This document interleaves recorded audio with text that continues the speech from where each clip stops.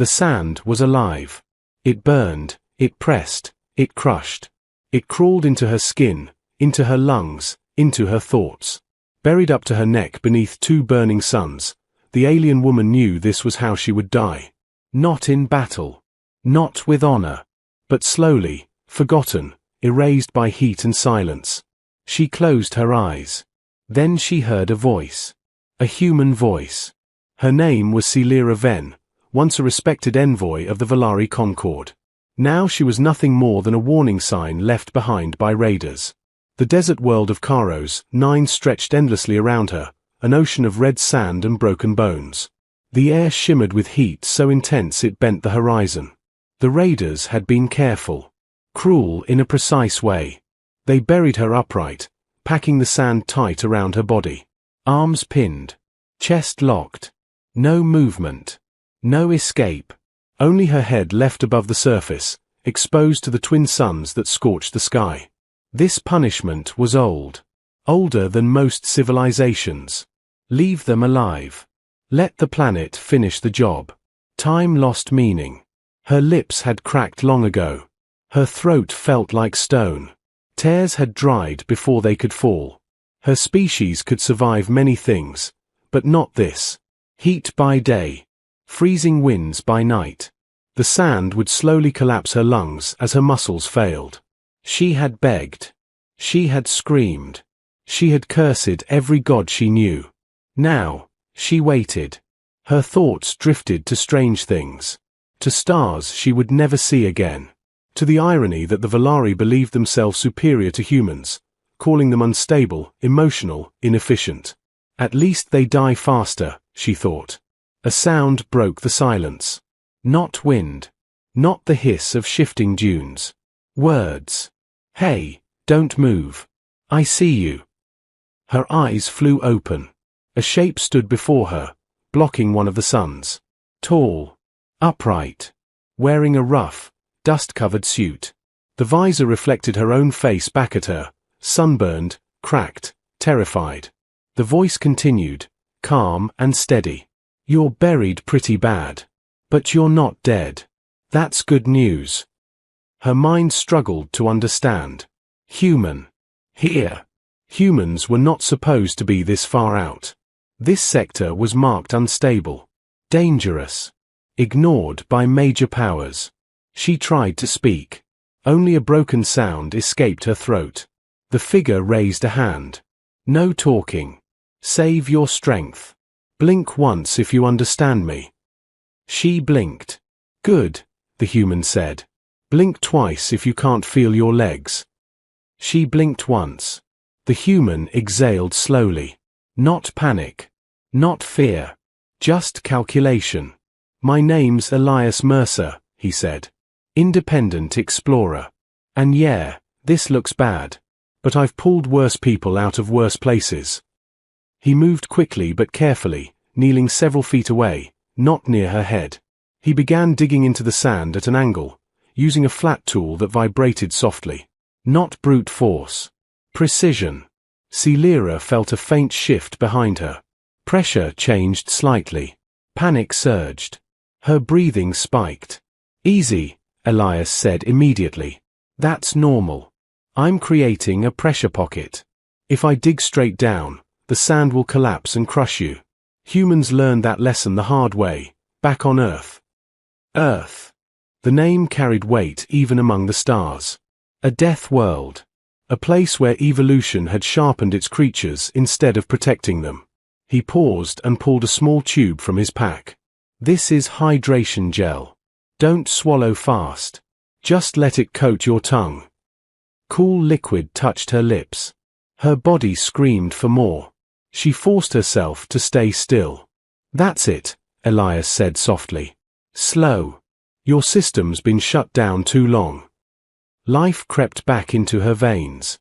Pain followed, but pain meant survival. As he worked, he talked.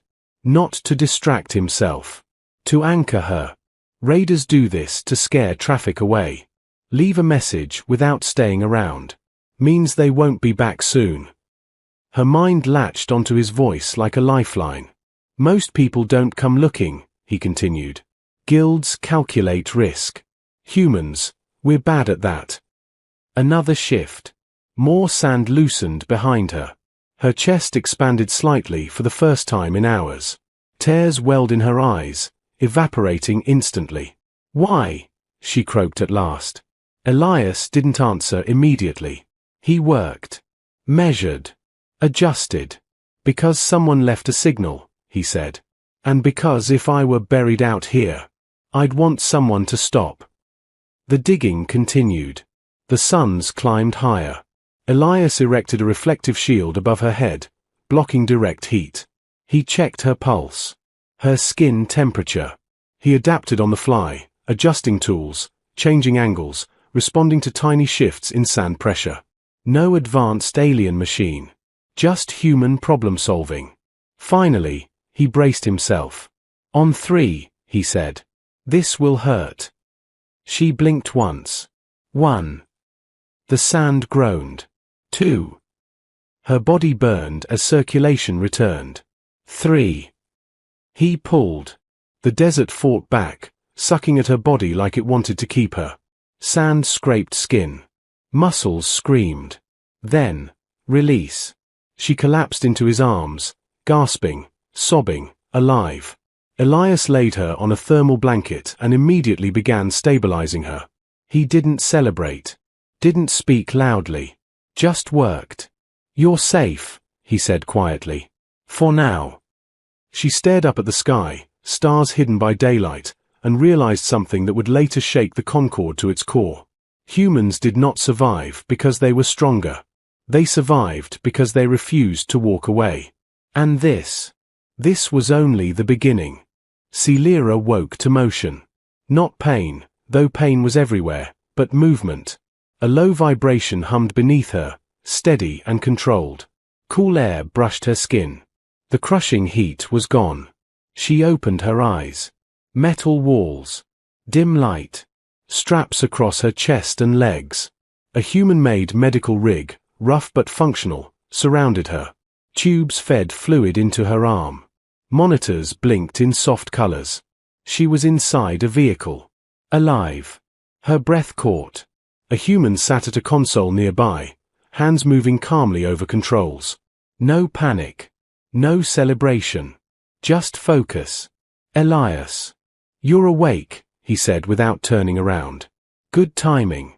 I was about to start talking to myself. That's usually when things go wrong. She tried to move. Her body refused. Don't, he said gently.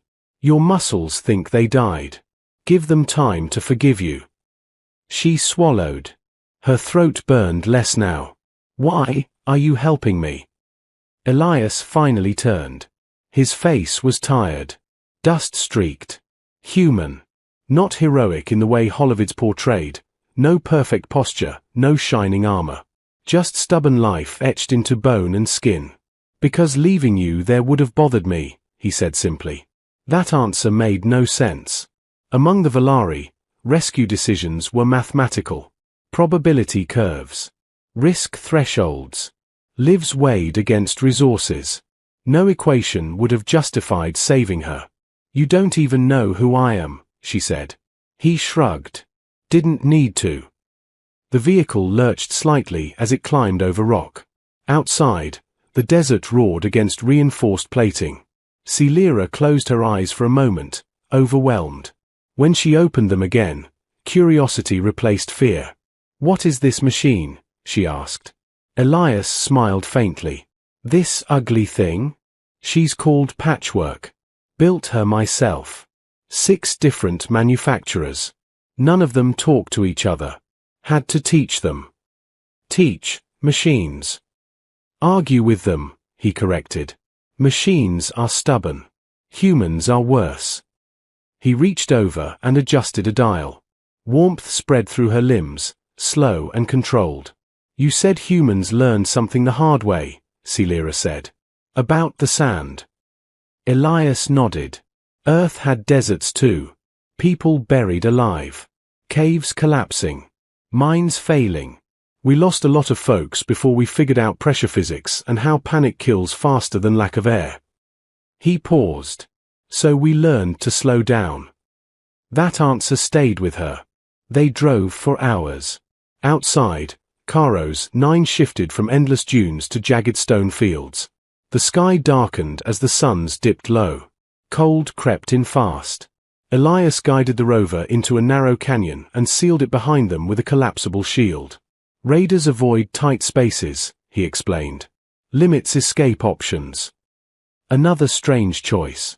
Humans did not avoid danger, they studied it. Inside the canyon, a small modular shelter unfolded from the rover's side. Crude. Efficient. Lived in. Elias carried her inside with surprising care and placed her on a padded surface near a heater. You're safe for now, he said. But not invisible. Celera flexed her fingers. Pain flared, but movement followed. Progress. You act like you expected this, she said. Expected danger? Always, he replied. Expected you? No. But once you were there, the problem existed.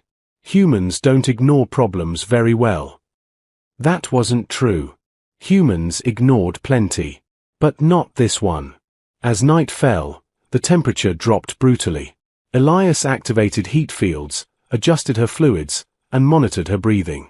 He barely slept. She watched him. You're alone, she said. He glanced at her. Mostly. That makes no sense, she said.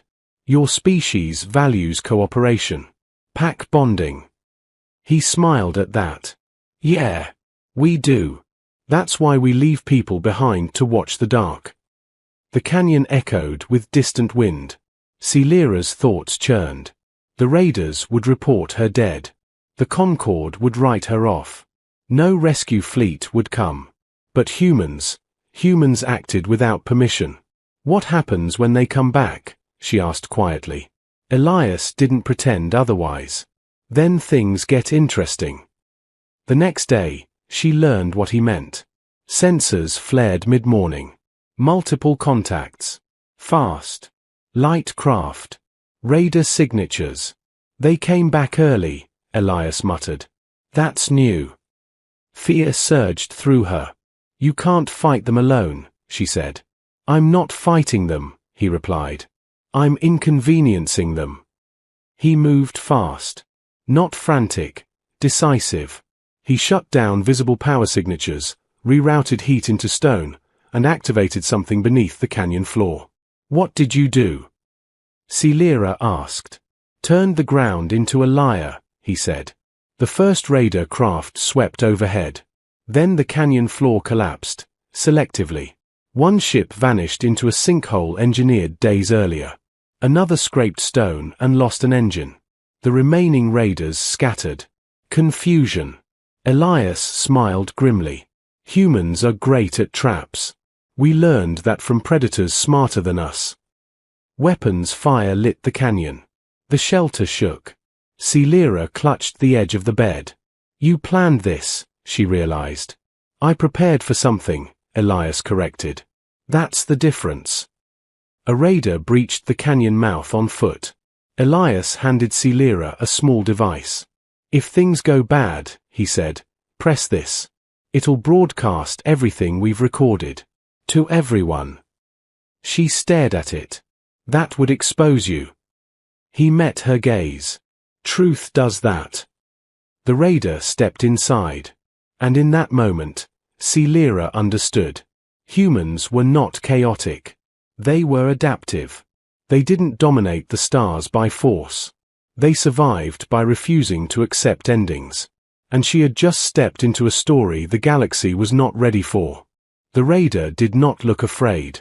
It stepped into the canyon shelter with confidence earned from 100 easy kills. Its armor was light, curved for speed, its weapon humming with stored charge. It expected screams. It expected surrender. What it got was silence. Elias stood still, hands visible, posture relaxed in a way that confused predators. He did not raise a weapon. He did not shout. Celera felt a spike of fear so sharp it almost stole her breath. This is where humans die, she thought. The raider's helmet tilted. Its species hunted by reading motion, by feeding on panic. Elias gave it none. "You're early," Elias said calmly. "That's rude." The raider hissed, confused by the tone if not the words, and raised its weapon. That was when the floor shifted. Not collapsing. Not exploding. Tilting. The stone beneath the raider's feet angled just enough to break balance. A human trick, small forces applied at the right moment. The raider stumbled, instinctively firing. The shot went wide. Elias moved. Not forward. Sideways. He slammed a control panel with his elbow. The canyon lights flared to blinding white for half a second, just long enough to overload non-human vision. The raider screamed. Elias closed the distance and struck the weapon's power core with a compact tool. There was a sharp crack, a flash, and the gun died in a puff of smoke. The raider fell back, stunned. Elias stepped away immediately. Celera stared. He hadn't killed it. "You could have ended it," she said. "Didn't need to," Elias replied. "Dead enemies don't talk." Outside, chaos unfolded. The raider patrol circled blindly, confused by false heat signatures and shifting terrain. Drones dropped probes, each one feeding bad data back to their ships. Celera watched in disbelief. "You reprogrammed the canyon," she whispered. "I listened to it," Elias corrected. "Stone has habits. Wind too. You learn those, you don't need big weapons." He moved back to Celera, quickly checking her vitals. "Can you stand?" he asked. She tried. Pain flared, but her legs held. "Yes," she said, surprised. "Good," he said. "Because now comes the part one didn't plan for." The shelter shook as an explosion echoed deeper in the canyon. One of the raider ships clipped a rock face and detonated. The others pulled back. Retreat. Silence followed. Celera exhaled a breath she didn't realize she was holding. "You won," she said. Elias shook his head. "No. I survived." He knelt in front of her. "They'll report this place as unstable. Too costly. Raiders hate uncertainty." "What about you?" she asked. "They'll mark you." He smiled faintly. "Already. She looked at the restrained raider on the floor, groaning and disoriented. "What happens to it?" "That," Elias said, "depends on you." Celera froze. "Me?" "You're the one they buried," he said. "Your call." Among her people, the answer was simple. Execution. Message. But humans were different. She stepped closer to the raider. Looked into its visor. It trembled. Fear. Not from pain, but from not understanding what came next. "Release it," Celera said slowly. "But strip its weapons. Let it carry the story." Elias studied her for a long moment. Then he nodded. "Good choice." They released the raider at the canyon edge, injured but alive. It fled without looking back. As night fell, Celera sat beside the shelter, wrapped in a thermal cloak, staring at the stars. "You didn't just save me," she said quietly. "You changed something." Elias followed her gaze. "Yeah. That happens sometimes. My people believe humans are reckless," she continued. "Dangerous. Unstable." He chuckled softly. "We are. But not stupid," she added. "No," he agreed. "We're curious." She turned to him. "What will happen when the Concord hears about this?" Elias shrugged. "They'll deny it. Then they'll argue about it. Then they'll quietly start copying it." She smiled faintly. "And the raiders?" "They'll start avoiding places humans might be," he said. "Fear spreads faster than force." Celera felt something shift inside her. Purpose. "My ship is gone," she said. "My authority revoked. I have nothing." Elias looked at her. "You have experience, knowledge, and a front row seat to how humans survive." She met his eyes. "Are you offering me a place?" "I'm offering you a problem," he said. "The galaxy thinks humans are easy prey. I could use someone who knows how aliens think." She laughed softly. You're asking me to betray everything I was. No, he said. I'm asking you to evolve. The stars above Caros, 9 burned cold and distant. Somewhere out there, stories were already spreading. Of traps that didn't make sense. Of humans who didn't follow rules. Of deserts that fought back. Celera realized the truth then. Humans didn't conquer worlds. They rewrote the rules of survival. And she had chosen to stand with them. The message spread faster than Celera expected. Not through official channels. Not through guild relays. Through whispers. Independent traders began avoiding certain coordinates. Raiders started rerouting patrols. A few ships vanished, not destroyed, just confused, misdirected, humiliated. All of them had one thing in common. Human interference. Celera watched the data scroll across Elias's console inside the Patchwork. The rover moved steadily through deep space now, far from Caros 9, hidden among drifting rock and signal noise. They're calling it a ghost zone, she said. Elias snorted. Good. Ghosts are hard to tax. You're becoming a problem, she added. Been one my whole life. He wasn't joking. What Elias did wasn't warfare. It wasn't diplomacy either. Humans, Celera was learning, thrived in the spaces between definitions. They exploited assumptions the galaxy didn't even realize it had. Most species believed power required permission, authority, recognition, approval. Humans did not. They acted first. The first real test came 3 weeks later. A Concord envoy ship dropped out of hyperspace without warning. Celera felt her chest tighten when she saw the markings. They came for me, she said quietly. Or for you. Same thing now, Elias replied, already moving.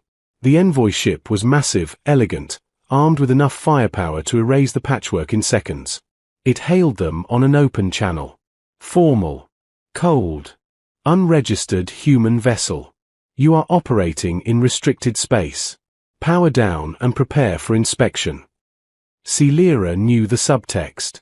Compliance meant interrogation. Memory scans. Confiscation. Elias would disappear into a system that labeled curiosity as instability.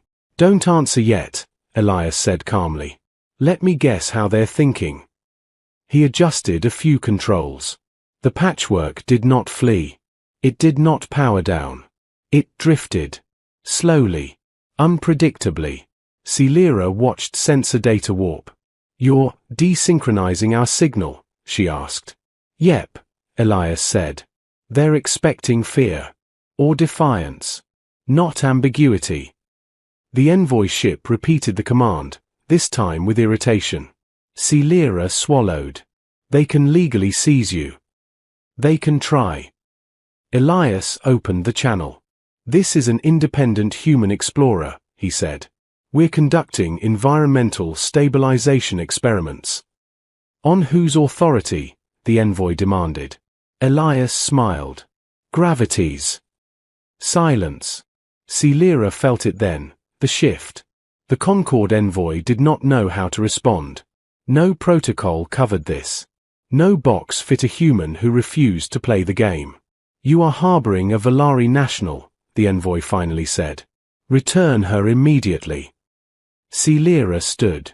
No, she said into the channel. Her voice was steady. I am choosing where I stand. That was when everything changed. The envoy ship did not fire. It hesitated. That hesitation rippled outward across the network. Every listening post. Every intelligence node. A Valari choosing a human. Not coerced. Not rescued under treaty. Choosing. Elias cut the channel. Congrats, he said. You just broke a narrative older than most stars. What happens now? Celera asked. He looked at the sensor map, at the spreading uncertainty. Now, he said, humans stop being an anomaly and start being a variable. Within days, independent crews began reaching out. Not to governments, but to Elias. To Celera. to the idea that humans could solve problems no one else would touch. Collapsed stations. Raider-infested routes. Dead worlds marked unsalvageable. Humans went anyway. Not because it was profitable. Because someone was there. Celera watched human crews work. Engineers turning scrap into shields. Medics adapting alien biology on instinct. Pilots flying paths computers refused to calculate. They failed. Often. They learned faster. "This is madness," Celera said one night as they reviewed another mission request. Elias nodded. "Yeah. That's usually where progress starts." The Concord responded the only way it knew how. It sent a fleet. Not to attack. To intimidate. Celera stood beside Elias on the Patchwork's bridge as the stars filled with ordered, gleaming vessels. "This is escalation," she said. Elias cracked his knuckles. "No. This is theater." He opened every channel at once. "Attention all listening systems," he said calmly. "Humans are currently engaged in non-hostile operations across 12 sectors. Any interference will be logged. Publicly." The fleet held position. Watching. Waiting. Then something unexpected happened. A small ship broke formation. Then another. Then 5 more. Independent crews. Mixed species. Humans and aliens alike. They weren't armed. They weren't threatening. They simply arrived.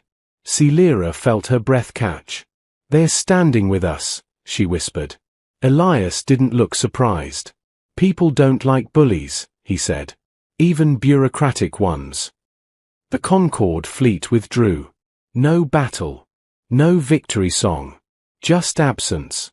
That night, Celera realized the truth that would soon echo across the galaxy. Humans were not rebels. They were catalysts. They didn't overthrow systems. They exposed how fragile those systems already were. And the galaxy would never be the same. The galaxy tried to forget. That was its first instinct. The Concord revised records. Raiders altered routes. Official reports softened language. Isolated incidents. Human unpredictability. Temporary anomalies. But stories do not die when people are still alive to tell them. And humans were very good at surviving long enough to talk. Celera stood on the observation deck of a rebuilt station once marked unsalvageable. Below her, ships of many species docked side by side. No flags. No borders. Just work. She never imagined this future. Once, she had been buried in sand, waiting for the end. Now she was standing at the center of something spreading faster than control could contain. Elias joined her, carrying 2 metal cups. He handed her one. "Not fancy," he said. "But it's warm." She took it, breathing in the steam. "You know they're watching us," she said. "Every major power." Elias leaned on the rail. "Yeah. They always are." "They're afraid," she said. He nodded. "Good." Below them, a human engineer laughed with a 4-armed mechanic from a species once hostile to humanity. Nearby, a medic argued with an AI over treatment parameters, winning. Humans didn't erase differences. They worked through them. That was the dangerous part. The turning point came quietly. No war. No declaration. A distress signal appeared from a dead sector, one even humans avoided. A collapsed star. Radiation storms. No profit. No strategic value. The signal was weak. Old. Probably too late. The Concord ignored it. So did the Raiders. Elias stared at the coordinates. Celera already knew what he was thinking. "That place kills ships," she said. "Yeah. Even humans. Sometimes." She met his eyes. "You're going anyway." He smiled slightly. "You coming?" She didn't hesitate. They arrived to find a shattered habitat spinning slowly near the dying star. Life signs were faint. Mixed species. Trapped. Fading. No one else came. Humans did. They lost 2 ships stabilizing the orbit. 1 crew nearly cooked alive shielding the station from radiation. Improvised solutions failed, then evolved. Celera worked alongside them, relaying alien physiology data, adapting human tools to bodies never meant to survive such conditions. They pulled survivors out one by one. Not all of them lived. But many did. When it was over, Celera sat among the rescued, exhausted, burned, alive. A survivor took her hand. "Why?" they whispered. "Why did you come?" She thought of sand, of heat, of a voice that refused to let the story end. "Because humans don't believe in acceptable losses," she said. The galaxy could no longer pretend. The rescued spoke. The crews recorded everything. The data spread. Not propaganda. Proof. Humans were not the strongest. Not the smartest. Not the most advanced. They were the ones who stayed. The Concord called an emergency assembly. For the first time in recorded history, humans were not invited. They arrived anyway. Not with fleets. With people. Engineers. Medics. Explorers. Survivors. Celera stood before the assembly, no longer an envoy, something new. "Once," she said, her voice carrying across the hall, "I was buried alive. My people calculated that saving me was not worth the cost." Murmurs rippled. A human disagreed. She looked toward Elias, standing quietly at the edge. Humans do not ask permission to care. They do not wait for authority to decide who matters. That is why they terrify you. Silence followed. Not denial. Recognition. The galaxy would change slowly, painfully, imperfectly, but it had crossed a threshold. Because one human heard a voice in the sand. Because one species refused to accept endings written by fear. And because stories, once started, do not stop when humans are involved. They continue. Always. Ich bin männlich und würde dich gern kennenlernen. Da siehst du hier, der Ned-TikTok will ich auch kennenlernen. Was? Wer will mich kennenlernen? Jetzt bin ich hier ganz... Wem gehört der so voll dumm? Du nimmst die Schwaben. Wie weiß man, welche Zelle was sein wird? Ja, weißt du ja vorher nie. Wem gehört der Sohn von auf dem Beifahrersitz? Oh, Robby. Und Pluspunkte. Gib dem Mann einen Orden. That's my son. Okay, Daddy. Okay, Daddy.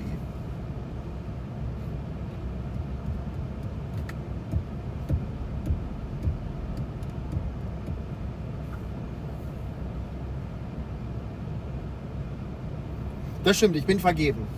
Also ich will ja nicht auf diese Weise wen kennenlernen, ne? Das wäre ja Quatsch. Es geht doch nur ums Kennenlernen. Aber ansonsten, Alter, ich ziehe alle mit aufs andere Ufer. Ich habe da gar kein Problem mit. Was für ein Ufer? Das andere Ufer. Hättest du mich, wenn ich ertrinke? Ja. Darfst du überhaupt schon Auto fahren? Und nochmal einen Orden vergeben. Ich würde euch doch alle